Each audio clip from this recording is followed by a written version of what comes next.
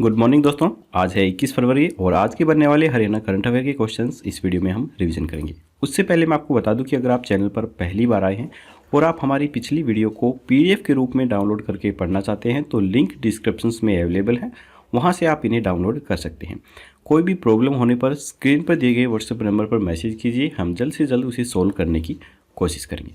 तो चलिए शुरू करते हैं आज की वीडियो। तो पहला प्रश्न है, हाल ही में किस राज्य के राज्यपाल ने यमुनानगर के अंदर जैविक खेती अपनाने वाले किसानों को सम्मानित किया है? तो ये किया गया है गुजरात के राज्यपाल ने। गुजरात के राज्यपाल आचार्य देवव्रत ने यमुनानगर में जैविक खेती अपनाने वाले किसानों को सम्मानित किया है। आचार्य देवव्रत हमारे हरियाणा के भी पहले जो राज्यपाल हैं वो रह चुके हैं। उन्होंने कहा है कि रासायनिक खेती के कारण ज़मीन पथरीली होती जा रही है, इसके साथ साथ बाढ़ व सूखे की भी जो समस्याएं हैं वो बढ़ रही हैं। कैंसर, हार्ट अटैक जैसी जो बीमारियां हैं वो भी इसी कारण से बढ़ रही हैं।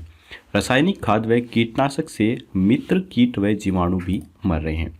राज्यपाल ने ऑर्गेनिक्स खेती से आमदनी बढ़ाने के साथ किसानों को जैविक खाद बनाने की विधि भी बताई। उन्होंने कहा कि शोध में पता चला है कि देसी गाय के 1 ग्राम गोबर से 300 करोड़ से अधिक जीवाणु होते हैं। जो 1 ग्राम गोबर होता है उसके अंदर 300 करोड़ से अधिक जीवाणु मिलते हैं। तो यहाँ पर यमुनानगर का जिक्र हो रहा है। यमुनानगर का पुराना नाम अब्दुल्लापुर है और इसकी स्थापना 1 नवंबर 1989 को की गई थी, जिसका क्षेत्रफल 1768 वर्ग किलोमीटर है। यमुनानगर का विधानसभा क्षेत्र जो है वो यमुनानगर, जगाधरी, शाहडोरा और रादौर है। यहाँ पर गुजरात का जिक्र भी हो रहा है। गुजरात की जो राजधानी है वो गांधीनगर है और इसके गवर्नर जो हैं वो आचार्य देवव्रत हैं। पॉपुलेशन 6.27 करोड़ है और चीफ मिनिस्टर विजय रूपाणी है। यमुनानगर को गुज्जरों का गढ़ भी कहा जाता है और यमुनानगर का जो रेलवे स्टेशन है उसका नाम यमुनानगर जगाधरी है। सरस्वती नदी का उद्गम स्थल आदिबद्री, काठगढ़ व सिखों की पहली राजधानी लोहगढ़, बंदा बहादुर सिंह गुरुद्वारा, ये सभी यमुनानगर के अंदर ही स्थित है। इसके बाद है, हाल ही में एकमुश्त निपटान योजना में किसानों की कितने करोड़ से अधिक की जुर्माना राशि माफ़ की गई है? तो ये की गई है 1000 करोड़ से अधिक की जुर्माना राशि। इसके बाद है, हाल ही में किस निगम ने वर्ष 2018-19 में A+ रेटिंग प्राप्त की है? तो ये की है दक्षिण हरियाणा बिजली वितरण निगम लिमिटेड के द्वारा। दक्षिण हरियाणा बिजली वितरण निगम लिमिटेड ने वर्ष 2015-16 की बी रेटिंग्स में सुधार कर वर्ष 2018-19 के अंदर A+ रेटिंग प्राप्त की है, जबकि उत्तर हरियाणा बिजली वितरण निगम लिमिटेड ने अपनी वर्ष 2015-16 की बी रेटिंग्स में ही सुधार कर वर्ष 2018-19 के अंदर A रेटिंग प्राप्त कर ली है। प्रदेश के उपभोक्ताओं को नियमित बाधा रहित बिजली प्रदान करना प्रदेश सरकार की प्राथमिकता भी रही है। इस संदर्भ में विविध सूचना प्रौद्योगिकी कदमों की पहचान और योजना तैयार कर इन्हें हरियाणा राज्य डिस्कॉम्स जैसे उत्तर हरियाणा बिजली वितरण निगम लिमिटेड और दक्षिण हरियाणा बिजली वितरण निगम लिमिटेड के माध्यम से अगले 6 महीने की अवधि में क्रियान्वयन करने की योजना है। इसके बाद है, नर्सरिंग्स नेबरहुड चैलेंज कोहाट के लिए हरियाणा के किस जिले का चयन हुआ है? तो ये हुआ है रोहतक जिले का चयन। नर्सरिंग्स नेबरहुड चैलेंज कोहाट के तहत सरकार के स्मार्ट सिटी मिशन के अंतर्गत बचपन अनुकूल पड़ोस को तैयार करना है और चैलेंज के अंदर 0 से 5 वर्ष की आयु के छोटे बच्चों की ज़रूरतों पर विशेष फोकस यहाँ पर किया जाएगा। चैलेंज को हार्ट बर्नार्ड वैन लियर फाउंडेशन और WRI, जिसका मतलब होता है वर्ल्ड रिसोर्स इंस्टीट्यूट, जिसका हेडक्वार्टर वॉशिंगटन DC के अंदर है और इसकी स्थापना जेम्स गोट्सो स्पैथ के द्वारा की गई थी और इसकी जो खोज है वो सन 1982 के अंदर हुई थी और इसके फिलहाल president and CEO Andrew street है। चेयरमैन ऑफ द बोर्ड इसके जो हैं वो है जेम्स हार्मन। तो WRIN की वर्ल्ड रिसोर्स इंस्टीट्यूट इंडिया के तकनीकी साझेदारी से इसे शुरू किया गया है। इसमें बच्चों के लिए तकनीकी सहायता और क्षमता सृजन सहायता देने के लिए विशेष फोकस होगा ताकि छोटे बच्चों के जीवन की गुणवत्ता बढ़ाने में विकास और समाधान योग्य कार्य भी किए जा सकें। यह चैलेंज 3 साल का कार्यक्रम है। इस प्रोजेक्ट के तहत आवासीय पड़ोस में नन्हे बच्चों के चलने के लिए कॉरिडोर, कमजोर बच्चों व शहरी स्लम में देखरेख करने के लिए आने वाले लोगों के आने जाने का सुरक्षित रास्ता, नेचर प्ले और संवेदी प्रोत्साहन के लिए अवसर बढ़ाने और सरकारी स्कूल ग्राउंड में कक्षा खत्म होने के बाद उपयोग में नहीं लाए गए खुले स्थानों को अपनाना शामिल है। इसके अलावा सरकारी कार्यालय परिसरों में छोटे बच्चों की सुविधाओं की जरूरत को पूरा करना, बस शेल्टर और ट्रांजिट हब बनाना, आंगनवाड़ी विकसित करना और उम्र के मुताबिक खेलने की सुविधा विकसित करना के साथ ही माताओं को स्तनपान कराने के लिए जगह की व्यवस्था करना है। इसके बाद है गुवाहाटी असम में 5 से 10 फरवरी तक चली जूनियर नेशनल चैंपियनशिप में हरियाणा के 21 जिले की छात्रा नेहा जागलान ने डिस्क थ्रो में कांस्य पदक हासिल किया है। तो ये क्या है, पानीपत की जो ये नेहा जागलान है इनके द्वारा। गुवाहाटी असम में 5 से 10 फरवरी तक चली जूनियर नेशनल चैंपियनशिप के अंदर आर्य गर्ल्स स्कूल की छात्रा नेहा जागलान ने डिस्क थ्रो के अंदर कांस्य पदक व वर्षा ने 3000 मीटर रेस के अंदर कांस्य पदक जीता है। 18 फरवरी का जिला स्तरीय सीनियर एथलेटिक्स चैंपियनशिप पानीपत के शिवाजी स्टेडियम के अंदर आयोजित की गई थी। इसमें वर्षा ने 11 मिनट और 51 सेकंड के अंदर रेस पूरी कर स्वर्ण पदक हासिल किया। मनीषा ने लॉन्ग जंप में प्रथम स्थान यहाँ पर हासिल किया। इसके बाद है हरियाणा के 21 जिले के साहित्यकार विकेश रिझावन को लाला देशबंधु गुप्त सम्मान के लिए चयनित किया गया है। तो इसका उत्तर जानने से पहले अगर आपको वीडियो अच्छी लग रही है तो अभी के अभी हमारी इस वीडियो को एक लाइक जरूर कीजिए। यदि चैनल पर पहली बार आए हैं तो चैनल को सब्सक्राइब करके घंटे पर ऑल नोटिफिकेशन जरूर क्लिक कीजिए ताकि हमारी आने वाली लेटेस्ट वीडियो हैं वो आपको मिल सके सबसे पहले। तो इसका आंसर है अम्बाला के, आप फोटो में इन्हें देख सकते हैं। अम्बाला के साहित्यकार विकेश निजावन को हरियाणा साहित्य अकादमी की ओर से लाला देशबंधु गुप्त सम्मान के लिए चयनित किया गया है। 71 साल के रिजावन 6 साल की उम्र से ही लिखने लग गए थे।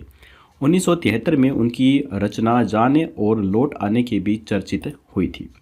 स्कूलों में पढ़ाई जाने वाली प्यारा बचपन और बचपन के गीत इन्हीं की कलम से निकले हैं। इनका लघु कथा संग्रह दुपट्टा काफ़ी चर्चित रहा है। इनकी रचना एक टुकड़ा जिंदगी का नाट्य रूपांतरण भी हुआ है। इसके बाद है ओलंपिक्स के इतिहास में भारत ने अब तक कुल 28 मेडल जीते हैं। उनमें से हरियाणा ने कितने मेडल अपने नाम किए हैं? तो हरियाणा ने किए हैं कुल 8 मेडल अपने नाम। ओलंपिक के इतिहास में भारत ने अब तक जो कुल 28 मेडल जीते हैं उनमें से 8 मेडल हरियाणा की मिट्टी में जन्मे पले और बड़े हुए खिलाड़ियों की ही देन है। नेशनल बॉक्सिंग कोचिंग कैंप में 43 मुक्केबाजों में जहां 23 मुक्केबाज हरियाणा के हैं, वहीं दिल्ली में ट्रेनिंग ले रही 37 महिला मुक्केबाजों में 21 यहीं की हैं। तो यहाँ पर जिन्होंने अवार्ड जीते हैं वो कुछ इस प्रकार से, उनकी लिस्ट भी मैं आपके सामने लेकर आया हूँ। विजेंद्र कुमार, इन्होंने कांस्य पदक जीता है बीजिंग्स के अंदर जो 2008 के अंदर हुए थे। उसके बाद सुशील कुमार ने रजत पदक जीता हुआ है। इन्होंने कुश्ती में 2012 के लंदन ओलंपिक्स में जीता था। इसके बाद योगेश्वर दत्त ने कांस्य पदक के अंदर कुश्ती में 2012 लंदन ओलंपिक्स में जीता था। साइना नेहवाल ने कांस्य पदक बैडमिंटन 2012 लंदन ओलंपिक में जीता था। गगन नारंग ने कांस्य पदक शूटिंग के अंदर 2012 में लंदन में जीता था। इसके अलावा साक्षी मलिक ने कांस्य पदक कुश्ती के अंदर 2016 में रियो डी जेनेरियो के अंदर जीता था।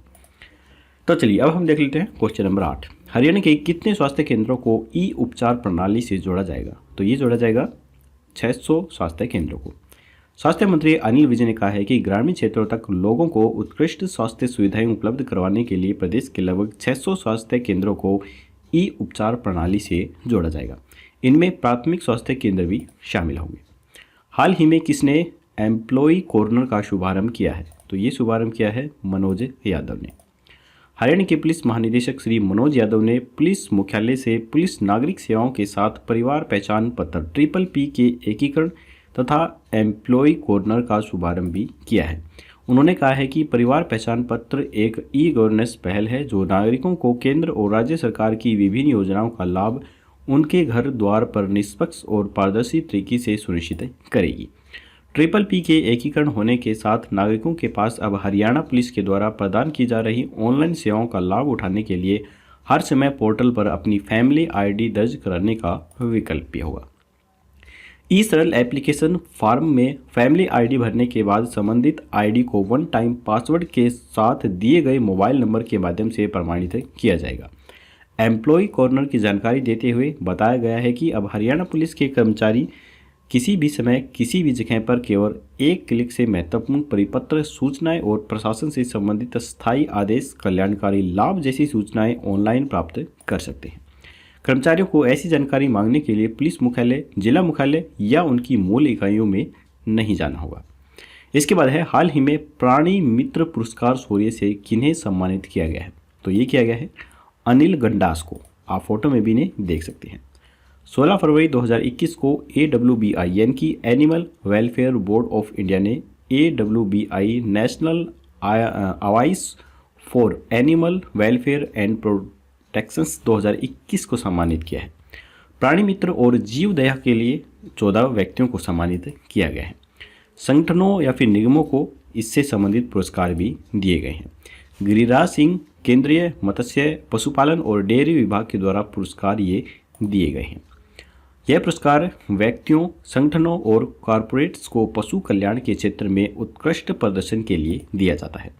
प्रत्येक वर्ष AWBI राष्ट्रीय पुरस्कार वसंत पंचमी पर ही ये जो है दिए जाते हैं। AWBI के द्वारा वसंत पंचमी को जीव जंतु कल्याण दिवस के रूप में बनाया जाता है। पुरस्कार जो हैं वो कुछ इन श्रेणियों के अंदर दिए गए हैं।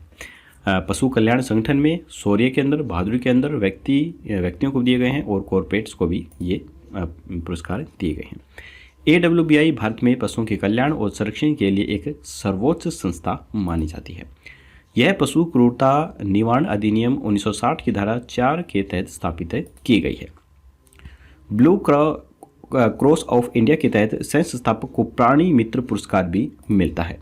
ब्लू क्रॉस ऑफ इंडिया के सह संस्थापक डॉक्टर चिन्नी कृष्णा को life time service for animals के लिए प्राणी मित्र पुरस्कार से भी सम्मानित किया गया है।